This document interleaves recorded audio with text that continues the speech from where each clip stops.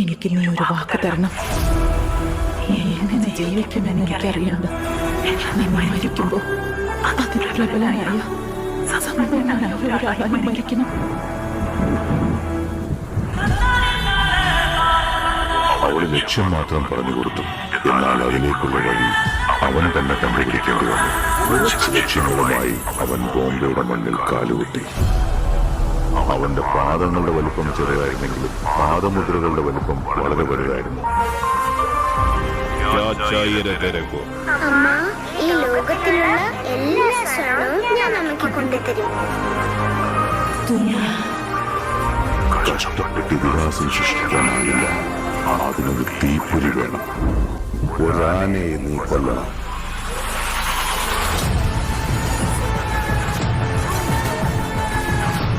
അവൾ കൊന്നില്ലല്ലോ.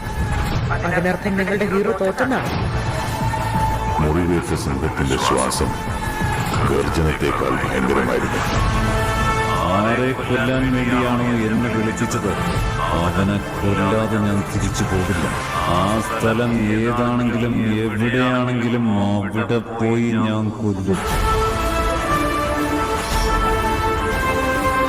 പാവങ്ങളുടെ ചുടിരക്തം കുടിക്കുന്ന നിർദ്ദയരായ ഭൂതങ്ങൾ, സ്വന്തം ശവമഞ്ചം സ്വയം ചുമന്ന് നടക്കുന്ന ശപിക്കപ്പെട്ട ജന്മങ്ങൾ, സൃഷ്ടാവിൽ വിശ്വാസം നഷ്ടപ്പെട്ട നിർഭാഗ്യവാന്മാർ. വിധിയുടെ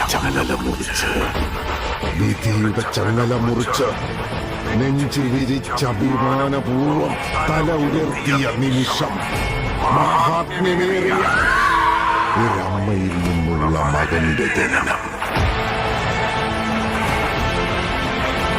ഇടതുവലത്ത് വെട്ടിവെഞ്ഞു നേതൃവിലക്കിനെ രക്ഷിക്കാൻ ഒരു അഗ്നിശൈലത്തിനവൾ ജന്മം നൽകി. ഇവൻ രക്ഷിക്കൂ. കാട്ടുതീ പടർന്നു.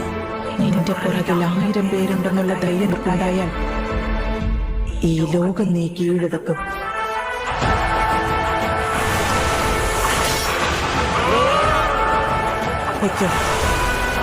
ഒറ്റയ്ക്ക് പോ. ശത്രുക്കളുടെ എണ്ണം കൂടുന്നതനുസരിച്ച് അവൻ ആളി കത്തിക്കൊണ്ടിരിക്കും.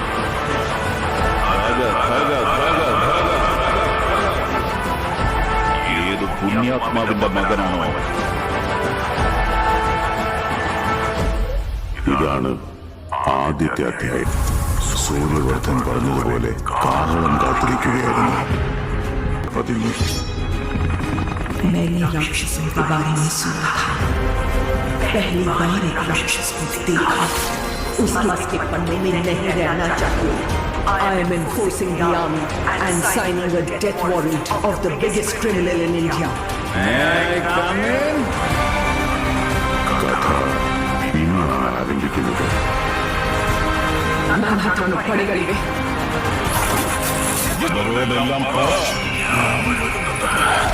എന്റെ കീഞ്ചിയവും വീണ്ടെടുക്കണം.